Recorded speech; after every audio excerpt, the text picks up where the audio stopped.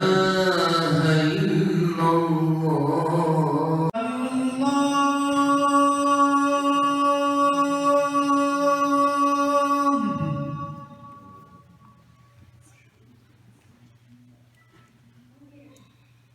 أن لا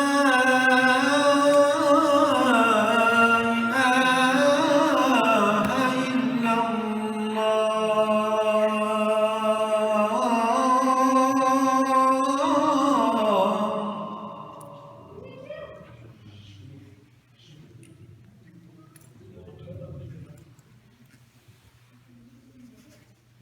أشهد أن محمدا رسول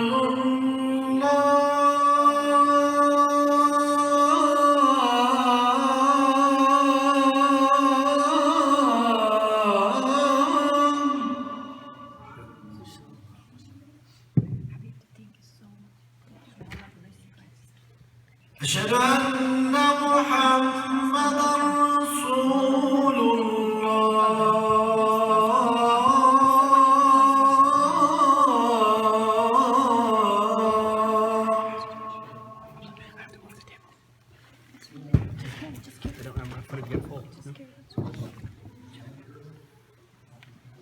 حي على الصلاة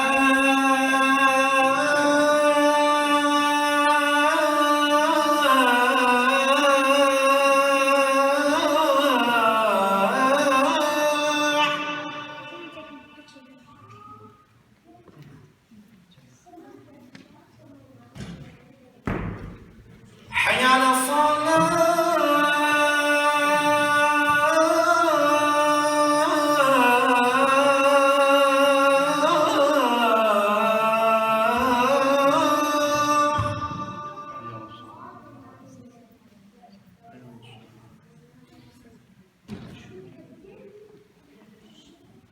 حي على الفلاح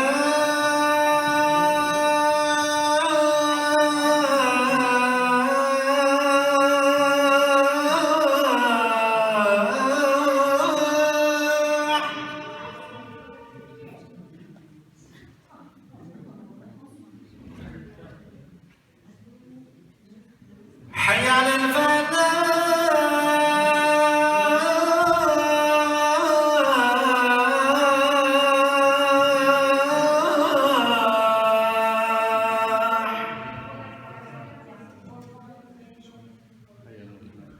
الله أكبر الله أكبر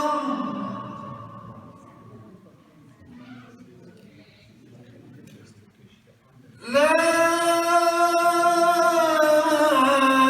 إله إلا الله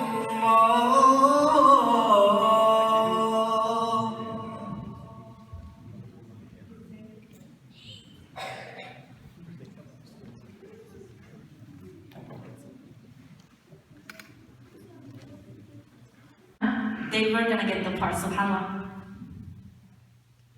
Ve daha sonra çalışmalar 2 yıl boyunca devam etti.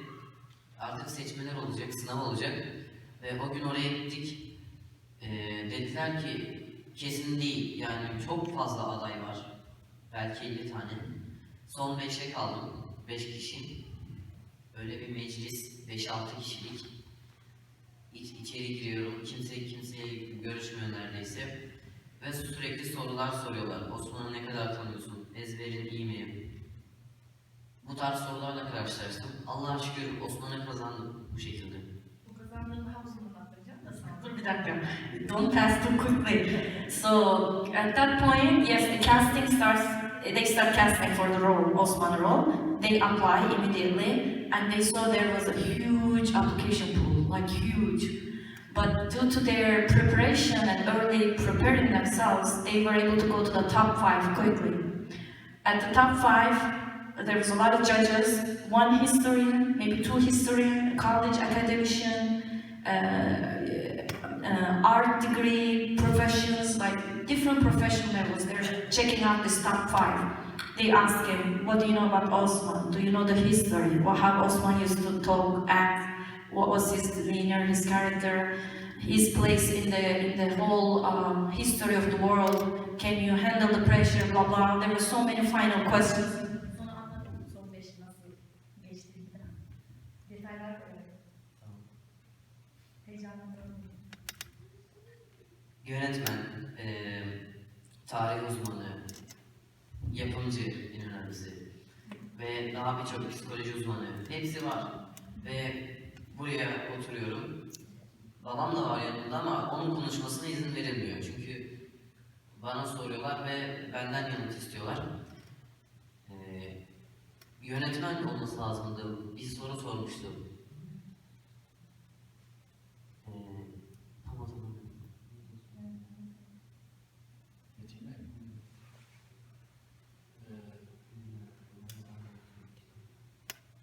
Osman hakkında kaç kitap okuduğunu sordum. Osman hakkında kaç kitap okuduğunu sordum. Sana niye böyle demiştim? Sen de anıdan Bana kaç kitap okuduğumu sormuştu.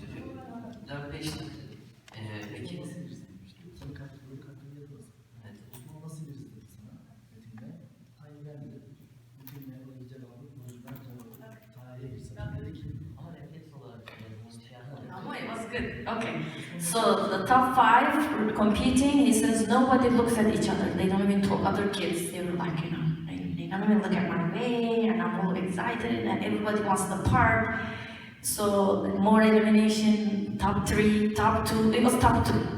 On the top 2, pretty much it was according to to the psychologist, the child psychologist, pretty much, and the director of the movie, pretty much did the final decision. They asked him so many pressurized questions, and he kept calm.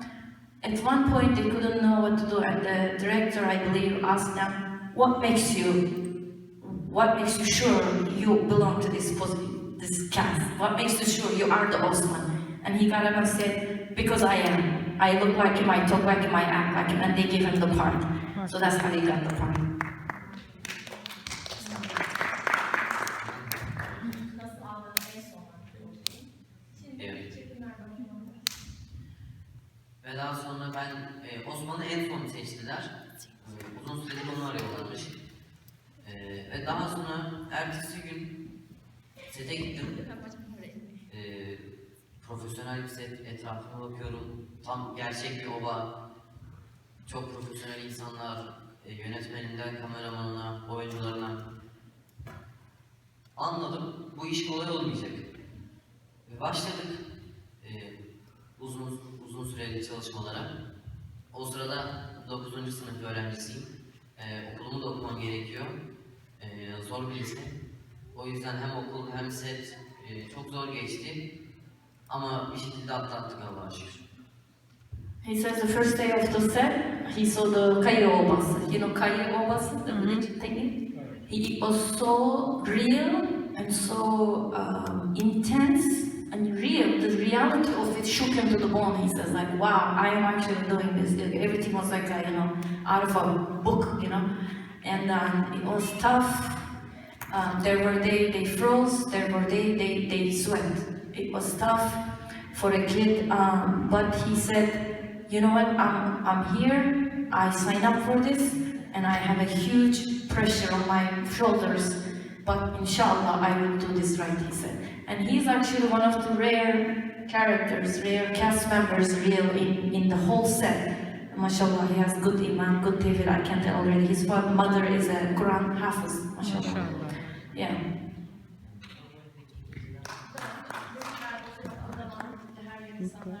Biraz anlatayım ben. Hani zorluğunu falan. Çünkü bunlar öğrenci ya. Bunlar öğrenci ya. Merak ederler. Şimdi we can start questions and answers. Anything in your mind, inshallah. We need, Assalamu alaikum. Just give our kids a lot of advice. Your advice. We came here to hear you, to listen to you, especially for our kids. Give them power, give them support, give them help. How you, which is a historic book to read, give him some advice. don't know about the book names, but diyor ki bu senin için yargılıyor. Sen şimdi çocuklarımıza bir advice ver. Nasıl bir nasihat? Ne diyorsun? Nasıl böyle öğretim falan? Yani ne diyorsun? Sen de cevap verirsin. Ben son 2 dakika alacağım. Oynadığım karakterin Osman'ın çeşitli olması. Bunu geliştirmek için Çocukların ne? Nasıl?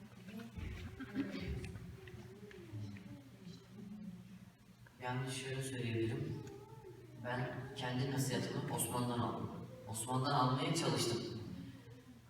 Ama benim gördüğüm kadarıyla çocuklara izletmek çok önemli.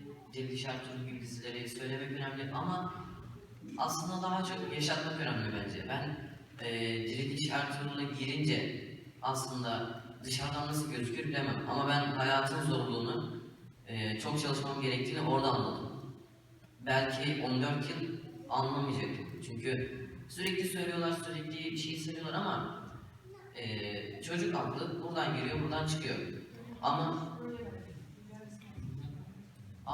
o çocuğa belli şeyleri yaşatırsanız belki daha olgun düşünebilir. He says, what I learned, and I learned one thing, how to toughen up and make character strong. And what I learned to you is, don't baby your children. Don't treat them like cookies, you know. Give them projects, give them strong subjects, give them responsibility and over again until they strengthen their characters. My nasihat to you, how I became like this, I took the advice from Osman. And Osman is in the history books. Find anything you can find about him, read, learn, but most importantly, keep watching that movie. Even to the first episodes, go back and watch again with your children and tell them and explain. Because this era, he says, it's crazy, you know, there is media, everything is bad, everything is TV, screens, is your either blessing or curse.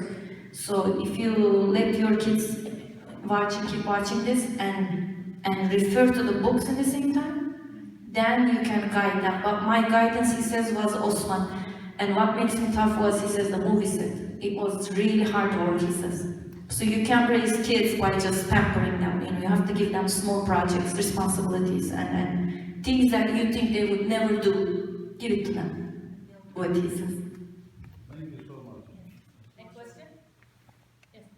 Who was your favorite character out of the whole series? Bütün seriden en sevdiğin kahraman kim? Oyuncu.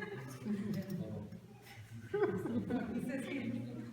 ben de bizim Ya boş ver, sen söyle.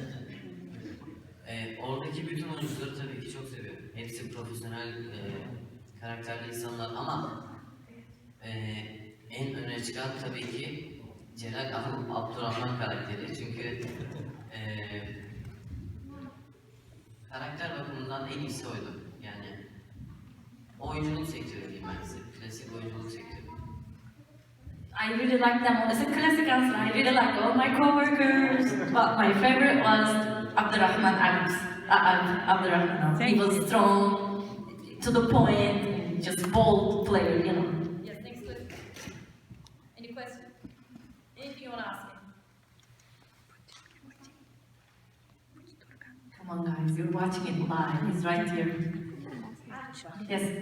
First of all, Assalamualaikum, mashallah, you did such a good job portraying the role. How did you do that? How did you get into your character?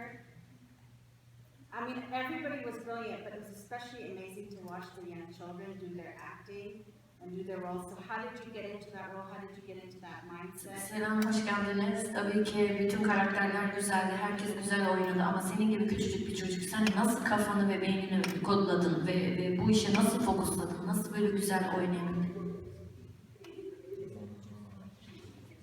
He says, ask me how.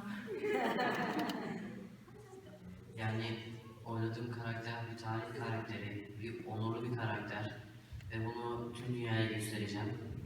Öncesinde kitaplarını okudum, biliyorum, karakteri biliyorum, büyüklüğünü biliyorum ve etkenler çok fazla. Üzerimdeki kıyafet gerçekçi, etraf gerçekçi, yaptığımız iş profesyonel, dediğim gibi kitaplarını okudum, ailem sayesinde onların Türk gururu olduklarını öğrendim ve ben onu oynayacağım ama kötü oynarsam yerlerde gezdireceğim. Bu Osman'ı aşağılamak gibi bir şeydir, affedersiniz. My God, so good. He says, it was a lot of pressure, but I completely focused on my work by reading a lot of history book, first of all, to know this guy, because he's still 14, guys, you know, he wouldn't know even Ottoman history. But I read a lot of books.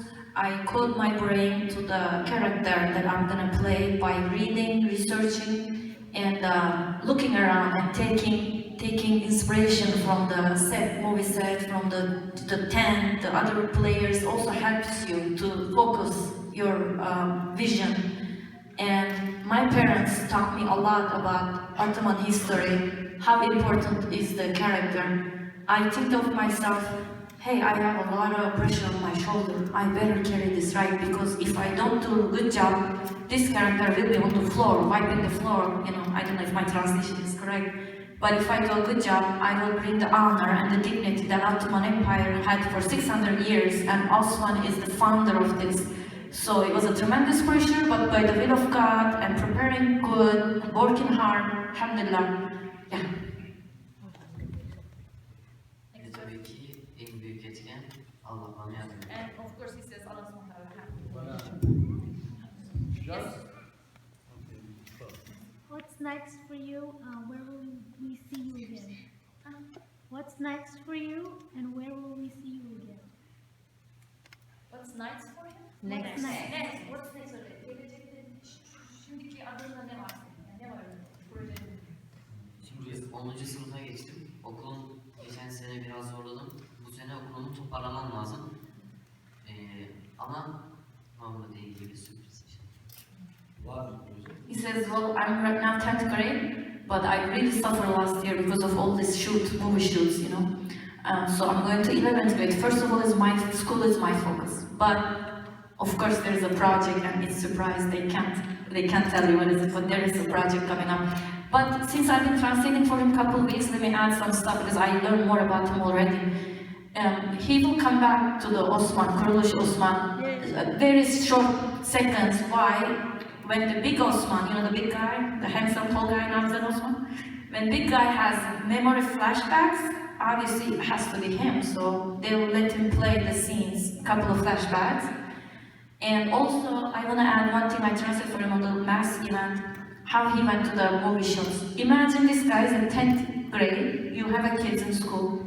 Every single day from school, a special driver used to come from the movie set, pick him up, take him to the movie set, and I took that road, wallahi, I almost, 2 hours and a half between mountains and hills and hidden big forest of Istanbul, the movie set, hidden from the public. 2 hours drive, go, do your shoot, change, dress, makeup, blah, blah, and then come back to the school. This guy did this for over a year, rain or shine, and he still finishes school. I can't believe any kid would do that. After the first week, my sons will be just drop dead, probably. He says he has so many nights he couldn't sleep from tiredness, but he never gave up. So that's one thing I really admire about him, subhanAllah.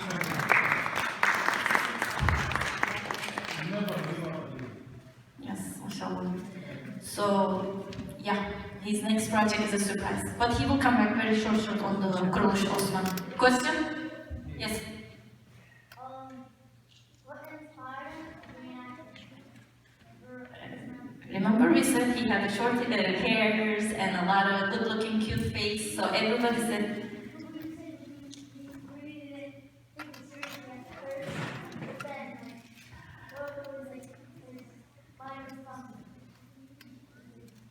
nasıl ilk aktörlüğe başladın? Yani tamam seni seviyorlardı, tatlıydı saçın başın ama ne seni tamam ben artist olmak istiyorum dedirtti yani?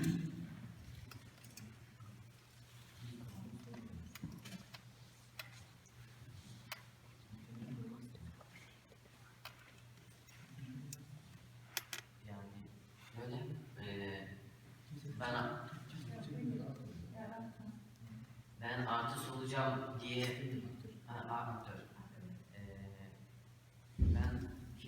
aktör olacağım düşüncem yoktu zaten. Ama küçük yaşta çok yavaş yavaş oldu. Zaten birden olsa belli sıkıntılar ortaya çıkabilirdi. Ama adım adım olduğu için hissetmedim yani. It was not a sudden decision or one decision. He says it was so many little decisions combined together and finally made him realize, yes, he likes to be an actor. It just says something you have to live. It's not something he can tell you, but it's something you have to just go through it. It was a lot of step process. At one point he says, you know what, I can do this, kind of, yeah. Okay? Which was the most difficult scene for him? En zor sahne hangisiydi senin için? Dirilmiş Ertuğrul gibi bir projede en zor sahneler aksiyon sahneleridir. Çünkü tehlikeli yönü var. Gerçek bir sahne çekmek istiyoruz. O yüzden bazen ufak yaralar çıkabiliyor ortaya. Ama en zoru. Moğolların beni kaçırdığı sahne olabilir. He says that the worst scenes were the action scenes. When there was fighting going on, we all dread that scenes. But the most scared or most hard for me was when the Mongols kidnapped me. So if you watched it, you remember that was really hard for him. Next question. How do you study and act like his role? Dersleri nasıl yaptın ve oyuncu verdin? Erken saatlerde sete gidiyorum. Akşam geliyorum. Geç saatlerde. Sonra ders çalışıyorum. Daha sonra sabah diyorum sınavım var, girmem lazım. Onlar da müsaade tanıyordu. Sınavdan sonra tekrar sete gidiyorum. Orada şeyler konaklayacağımız yerler var da lüks değil. Yani şeyler, konteynerler. Orada kitaplarım oluyordu bazen. He says all within the scene, yeah, I used to wake up very early before they took me for those movie shoot and study, and then repeat it in the car and go to the movie set. And in the movie set, we all had a trailer, like every actor had a trailer, kind of where they change, exchange makeup, blah, blah. That was my kind of stage joy. I studied there a lot. Imagine when he's 14 years old, you know, my daughter, son wouldn't have been studying a perfect living room, you know. So yeah, he did pretty much study, shoot. Mashallah. By the way, he is going to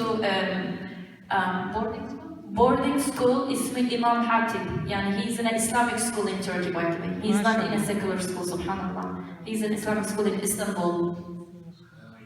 Are you still in touch with the other cast members and how often do you see them? Diğer karakterlerle hala ilişkide misin ve görüyor musun? Evet, bazı karakterlere değil, bazı karakterlere evet. Celal Ağam, Melikşah, daha birçok karakter var zaten.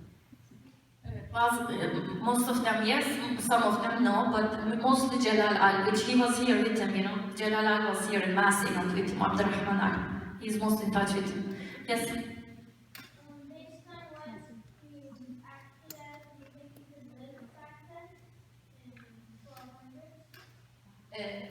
That's a good question. I really like that question. Very creative. So he says, eğer zamanda geri dönseydin, gerçek Osman yaşayabilir miydin o 1200'lü yıllarda, o zamanlarda, ne düşünüyorsun? Eğer 15 yaşındayken gitseydim çok zorlanırdım. Ama 5-6 yaşlarında gitsem zaten oraya alışırdım büyüyene kadar. Ama şu an gerçekten çok zorlanırdım. He would love that, he says, but hopefully he doesn't go at this age, because then he would not like it. But if he would go back, time travel, maybe when he was 5-6, it would be better to accommodate his lifestyle changes, but he would love that, he says. He would love to live that. Çünkü sette yaşadığım zorluğunu, sürekli savaş, hayatta kalma mücadelesi, devlet olmaya çalışmak, uyanıyorum, ok, yatıyorum ok, yani sette bunu yaşadıysam gerçeği çok daha zordur.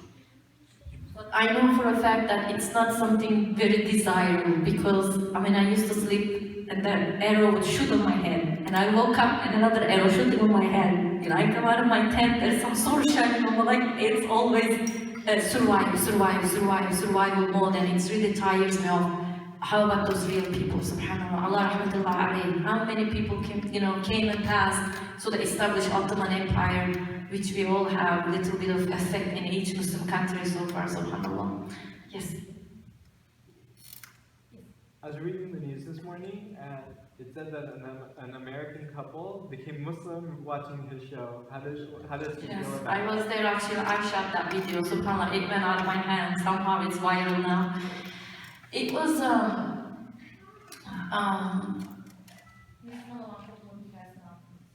Müslüman olan, şehadet getiren, yani çift vardı ya orada. Onun nasıl oldu diyor. Onu ben anlatayım istiyorsan. They did a question and answer session at Mass. It took almost an hour. I was just like this translating for us. And this couple at the front, they were excitedly listening to us and clapping and happy. I kind of knew they're not Muslim, but we didn't know. But yes, so they came to they were Catholic Mexican couple, husband and wife. #1 dire fans of Arturo and this guy. After our questions, they said, SubhanAllah, we feel like all questions now done, answered. Yani, we did a lot of holes finished, completed now, including to that they already researched Islam and Turkish culture, and they speak Turkish words, SubhanAllah. She's like a teacher in a public school or somewhere. She says, all my friends telling me, what happened to you? You are renewed, you're a different person now, because she treats them like, Ayvallah, thank you, salam, like with our culture, you don't expect that from an American school teacher. So she says, when I realized people seeing change in me too, I said, you know what, I better look into this, wallah. Anyway, after the question answered, I was just walking by and I just saw Abdurrahman giving him shahad.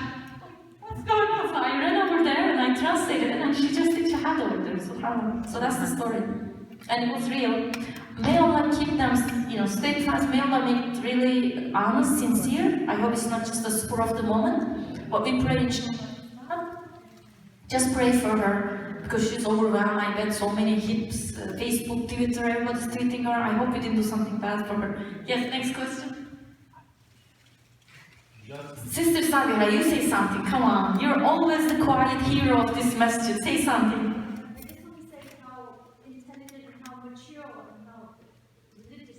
I already said that. I said that already. You see, he's looking very intelligent, mature. He doesn't look like 40. Diyor ki ne kadar akıllı, sessiz, uslu, büyük de küçülmüş bir insan gibisin diyor. Father, that goes to you. The credit goes to you, mashallah. That's his father and manager. Yeah, thank you. Yeah, we just told him, subhanAllah. I have a question for him. When he walked the street back home, did anybody give him a hard time? He wanted they are Muslim, but they hate Islam back home. So did anybody want to give him a hard time? Give him some During the shoot? yeah, no.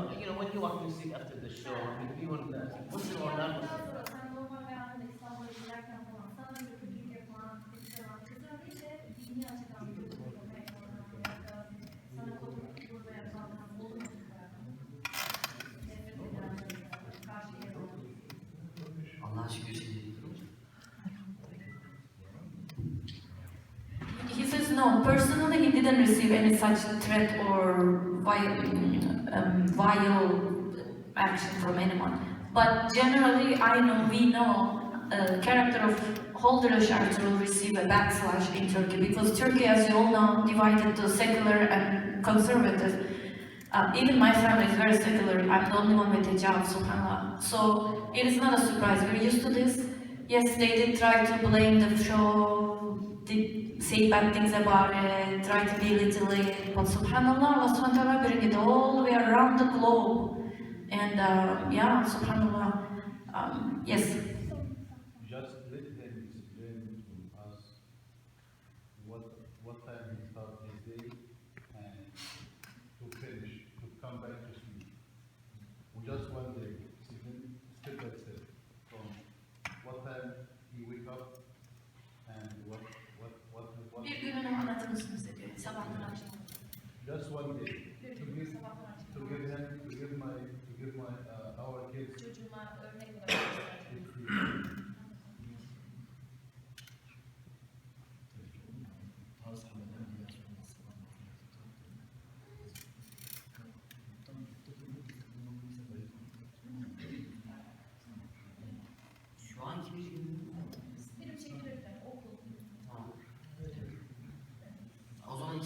şu an sabah 5'te kalkarız.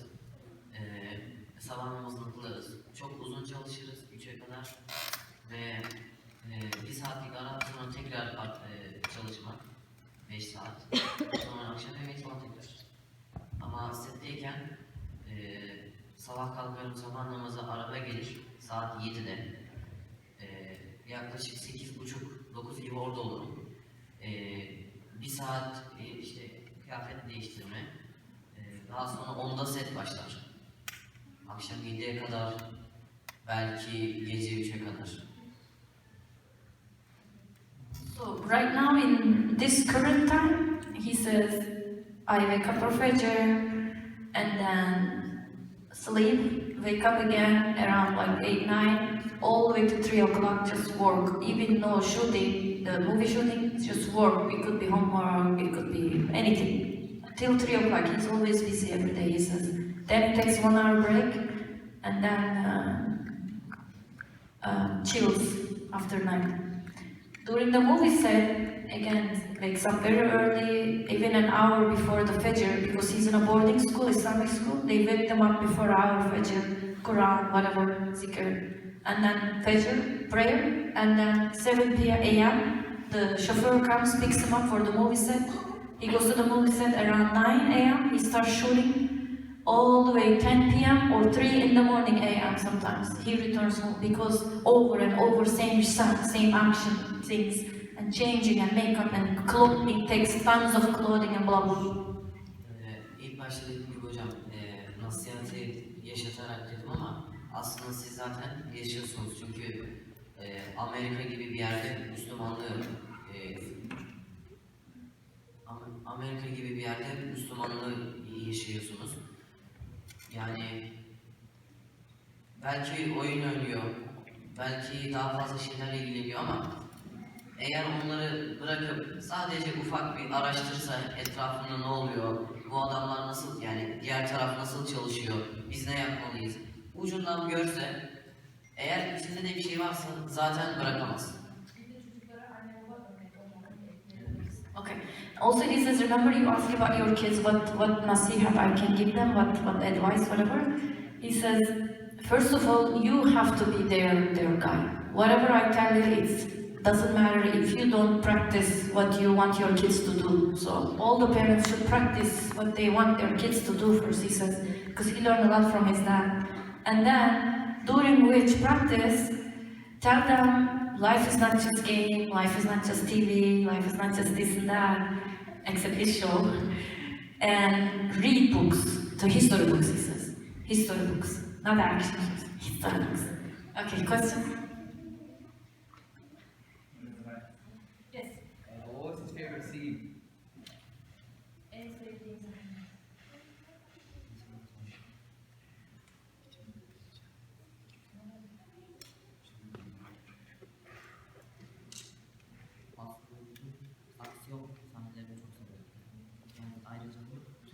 Without comparison, all the action scenes he liked them actually. All the action scenes, it was his favorite. Questions? Kids?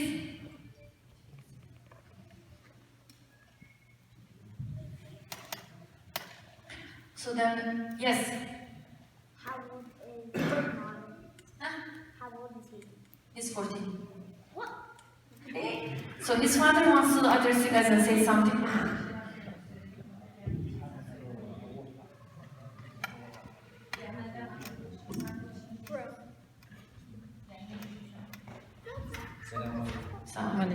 Selam.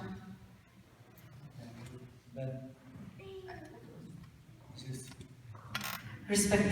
konuşmayı tercih edeceğim. I like to speak without the microphone, he says. Sürekli telefonda bir şeyler yazıyordum, not alıyordum. O yüzden de telefonda bir I was taking a lot of notes, so don't misunderstand. I was just taking notes on my phone for this show, for this event. Önce Amerika'ya gelmek için çok istedik ama 10-15 gün çok çaba sarf ettik, gayret sarf ettik. Amerika vizesi almamıza rağmen, Amerikan vizesi almak zordu. Amerikan vizesi almamıza rağmen Dili Şahin Turul setinden izin almak daha zor. He says it took us 15 days to take a visa from US Embassy to come to America, but it took me 15 years of work to get permission from his movie director to come to America because he was such a tight schedule. Yapımcımız Mehmet Bozdağ, Allah razı olsun, 20'ye yakın kendisine bağlı oyuncu var. Emre'yi çok sıkı koruyor, kolluyor, hiçbir yere izin vermiyor. Mehmet Bozdağ has close to 20 top actors next to him, heroes of the movie show, but Osman is different, he says. Mehmet Bozdağ kept him like a locked secret under his arm. He would never let him out of his sight. Emre'nin buraya gelmesi için Ebru Hanım İstanbul'a geldi, sete geldi, platoya geldi. Mehmet Bozdağ'dan izin aldı ve Emre buraya geldi. To be able to bring Osman here, Ebru, which is me, I fly to actually Istanbul. You have to say everything. I did fly to Istanbul, I find the movie set, I find Mehmet Bozdağ, which even presidents cannot sometimes reach him. He is like, wow, you know. I remember there was a whole tour came from Australia just to see him, and he didn't see them at that point because he was that busy. But I went to the set, I sit down in front of him, and I got the permission to bring Osman here. So he says, thank you, you're welcome. Sizin gibi güzel, çok değerli insanlarla tanışmamıza vesile olan, gerçekten bunu içtenlikle söylüyorum, Ebru Hanım'a, Zakat Foundation'a ve Ahmet Bey'e, Ahmet abi de çok çok He says, I want to thank you, Ahmed Mutawa and Zakat Foundation of America and Ebru, me, to be able to give us this satisfaction of meeting you guys. This such a lovely, good people, you know, you all, mashallah, full of love and care and faith from your face, I can see, he says, and it's so nice to happy to meet you. Emre'nin babası, hocası ve menajeriyim. 3 ayrı görevim, sorumluluğum var. Bunun ağırlığının da farkındayım. I am his father, manager and hoca and religious upbringing. O yüzden hem bir evlat, hem bir öğrenci yetiştiriyorum, hem de bir oyuncu doğal olarak. So I'm raising a kid, a student, and an actor. So it's really a lot of responsibility on me. I hope I did a good job, he says. Teşekkür ederim. Benim 2 evladım var. I have 2 kids, 2 sons. Büyük evladım 18 yaşında İstanbul'da. My eldest is 18 years old in Istanbul. Küçük evladım Emre. He is my youngest. Ebeveynler gibi. Just like your parents. Ziyade evlat yetiştirmenin bir sorumluluğu içerisindeyiz. We are the same role, same raising kids, just like you. En önemli şey çocuklarımızın güzel ahlak, İslami terbiye. Most important thing in the world is to raise your children. Forget the world, raise your children in Islamic adab, ahlak and tarbiyya. That is the most important thing. O yüzden That's fine. O yüzden çocuklarımızın her bildiğine ve içtiğine bir anne baba olarak müdahale ediyor, karışıyor. Every lokma, you know, lokma, every piece of food, halal food your kids eat and drink, it should be under your control. You should not let your kid, I think, in şeytan's hand. Yani you watch your kids, even what they eat. Bunu yeme oğlum, bunu içme oğlum, helal değil dediğimiz ürünler.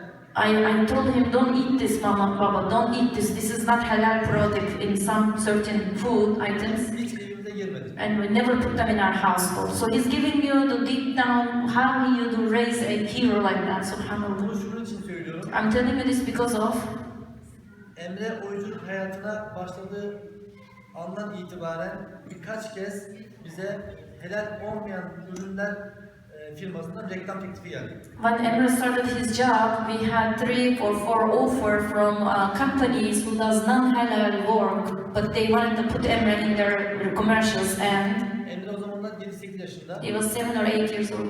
Baba, bunu bana içirtmiyorsun.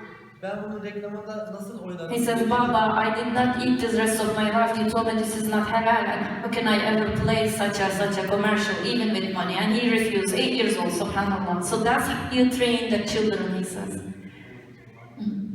Ben de oğlum hayatın bu istikamet üzere devam edecek inşallah.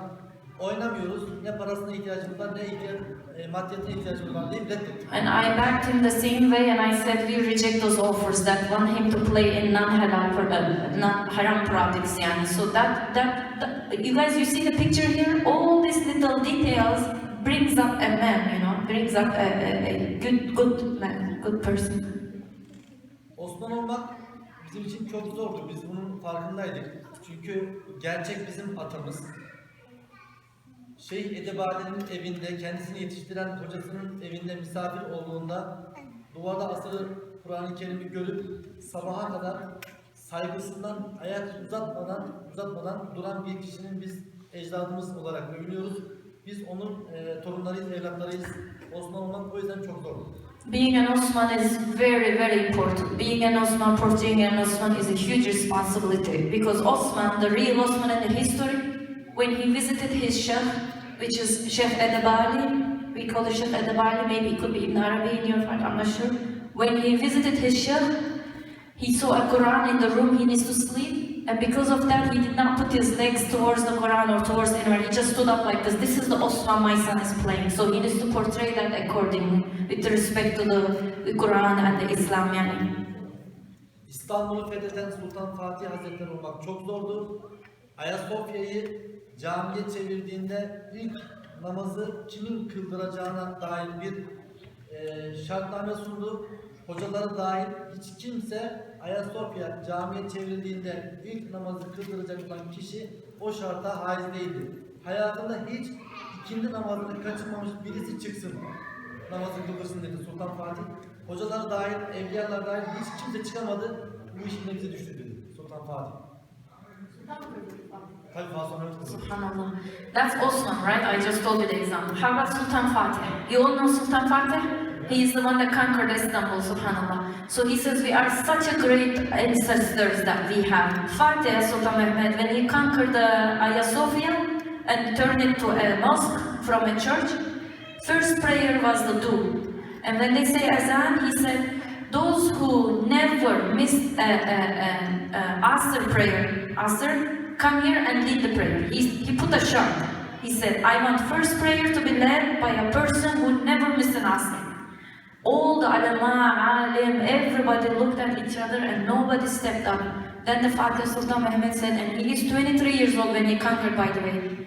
Okay, so that's also my job. And he led the prayer.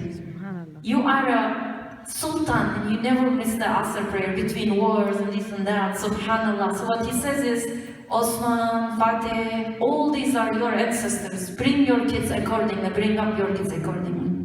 Son sultanımız Abdülhamit Han olmak da çok zordu. Her sabah gözünü açar açmaz abdest almaya giderken bile başının ucunda duran tuğladan teyemmüm olarak abdest giden bir padişahımız, bir sultanımız var. Another hero lion we have in the history, Sultan Abdülhamid. He says Sultan Abdülhamid, that's another Ottoman Empire Sultan, mashallah, our last sultan. He used to wake up in the morning and he says, maybe between my waking out of the bed and going to take wuzu, I might die or something. And he had a stone brick next to his bed. So he would do tayammum, meaning he wouldn't step on the earth without wuzu. So you are the grandkids, grandsons of this generation, of this sultan, subhanallah. Such a love of iman. Imagine in the morning you can't get out of the bed because you don't have a wuzu. Like, wow, you know. So we are a part of this history. Whatever he plays, my son has to match to that level. Of course, it's not maybe he says, but you know, this is the tips he's giving you. Have to raise children and have to conduct yourselves. Biz inşallah onların hayatına layık olmaya çalışan birileri olarak Türkiye'de ümmetin bizden beklentisi olan umudunu işletmeye çalışacağız. Inshallah, to be able to live up to these expectations under Turkish leadership, we are doing all our best for Ummah, but all of you, all of us together, we should work and do best to revive and resurrect the Ummah, he says, pretty much, just like the resurrect Ertuğrul. MashaAllah, give him a lot of applause. Her başarılı erkeğin arkasında mutlaka bir kadın vardır. Emre'nin başarısının arkasındaki gizli kahraman aslında annesidir. Okay, finally, he says after behind every successful man there is a woman, absolutely, and of course his mother is that secret hero, he says, of course. Selams to his mom. Emre'nin hayatındaki başarısını ben zoraki kısmını söyleyeyim. İçi timsahlarla dolu bir havuz, karşıdan karşıya geçecek olan kişiye büyük bir ödül verilecekmiş. Ama içi timsahlarla dolu havuza atlayıp yüzerek karşıya geçmeyi kimse cesaret edemiyor. Ama büyük bir ödül var. O arada havuza biri düşüyor. Böyle canla başla birisi çırpınarak falan, herkes ona bakıyor falan. O timsahlardan kurtulup karşıya geçiyor. Mikrofonu uzatıyorlar ona. Çok büyük bir ödül hak ettiğiniz, çok büyük bir başarı. Bunu neye borçlusunuz diye soruyor spiker. O da diyor ki, onu bunu bırak diyor, beni havuza kim itti diyor. Biz Emre'ye havuza gittik aslında. Allah razı olsun, o da yüzünün akıyla böyle büyük bir görev üstesinden geldi. Bu sizin dualarınız yanında inşallah. I know it's hard for him. As a father, we feel bad. Do we really push our son too much? Do we throw him in a shark tank? You know, sometimes we feel like he's in this between these sharks and timsah, Turkish, English, timsah, alligators and sharks in this. Do we really push our sons? Do we really think bad? But then when he get out of this tank and still standing straight and all these people, millions of fans, we feel, you know what, we did the right thing, inshallah. So, samahna and thank you and salam alaikum. Salam.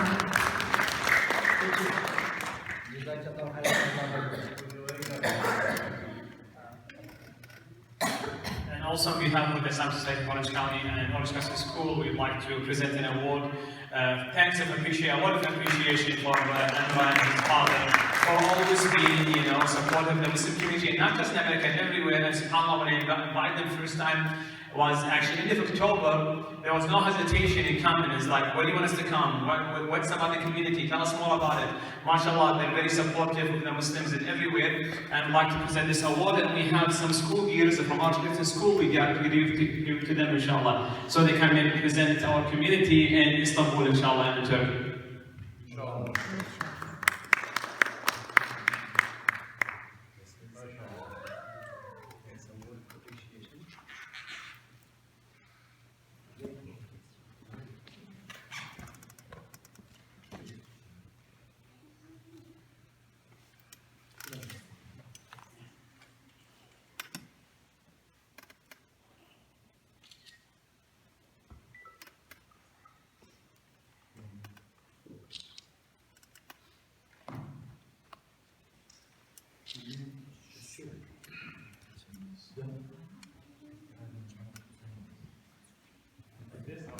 You want to show the audience?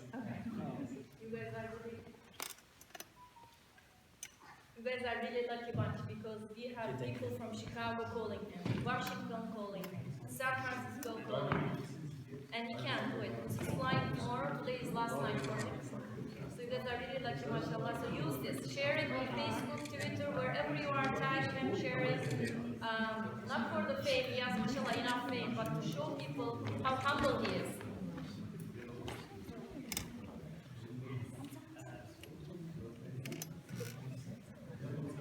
By the way, he doesn't have any social media, Osman. His father doesn't allow him. He doesn't have any social media, so you can find his